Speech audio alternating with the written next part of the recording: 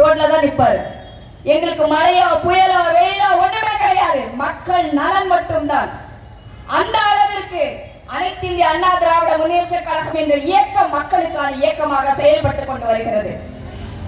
எல்லாரும் சோர்ந்து போயிட்டோம், எல்லாரும் வெறுப்பில் இருக்கிறோம். ஐயோ தெரியாதனமா ஒரு தப்ப பண்ணிட்டோமே, திமுகவுக்கு ஓட்டு போட்டு ஏமாந்து போயிட்டோமே என்ற மனநிலையில் இன்னைக்கு அத்தனை பெண்களும் இருக்கிறார்கள். நான் சொல்வது பொய் இல்ல, எக்ஸாஜரேஷன் கிடையாது.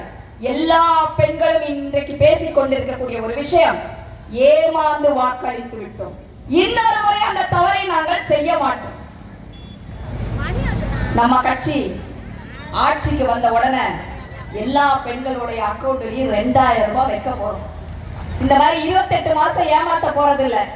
அதை விட ஒரு இனிப்பான செய்தி, இந்த 5 வருஷம் உங்களுக்கு கொடுத்த இன்னலுக்கு உதவி தொகையாக 10,000 ரூபாய் கொடுக்க போறோம்னு சொல்லியிருக்காங்க.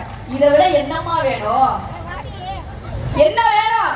10,000 பிளஸ் 2,000 சேர்த்து கணக்கு போட்டு பாத்துக்கோங்க.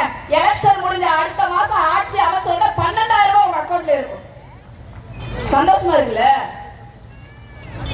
பொங்கலுக்கு கரும்பு கொடுக்க மாட்டாங்க, அதுக்கும் எடப்பாடியார் கொடி பிடிக்கணும், சண்டை போடணும்.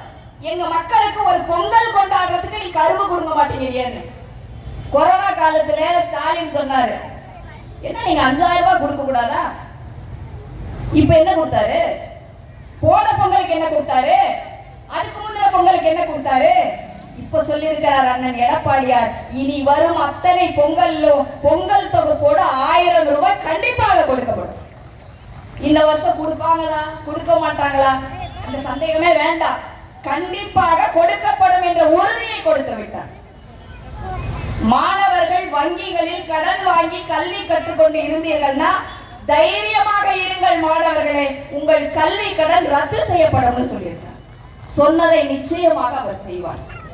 சாலையோரத்தில் இருக்கக்கூடிய தள்ளுவண்டி வியாபாரம் செய்யக்கூடியவர்கள், நீங்க கூட்டுறவு வங்கியில கடன் வாங்கியிருந்தீங்கன்னா உங்கள் கடன் தள்ளுபடி செய்யப்படும் என்று எடப்பாடியார் சொல்லியிருக்காரு. ஓட்டு போடுங்க அவருக்கு.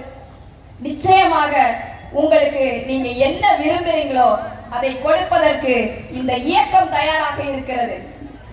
எடப்பாடியார் அவர்கள் மீண்டும் ஆட்சிக்கு வர வேண்டும், நிச்சயமாக வருவார்கள். உங்கள் அத்தனை பேரின் ஆதரவோடு அது நடக்கும், நடந்தே தீரும். இதைத்தான் மாண்புமிகு அம்மா அவர்களின் பிறந்த நாளுக்கு நாம் பரிசாக கொடுக்க போகிறோம் என்ற உறுதியோடு இந்த விழாவிற்கு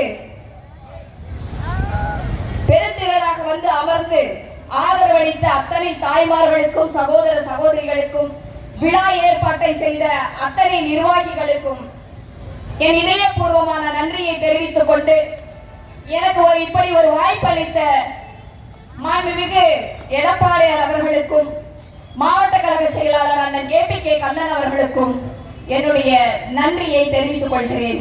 நன்றி, வணக்கம். JL லட்சுமி ஏற்பாடு செய்த பொதுக்கூட்டத்திலே நலத்திட்ட உதவி, முதலில் தையல் மிஷின், இஸ்திரி பெட்டி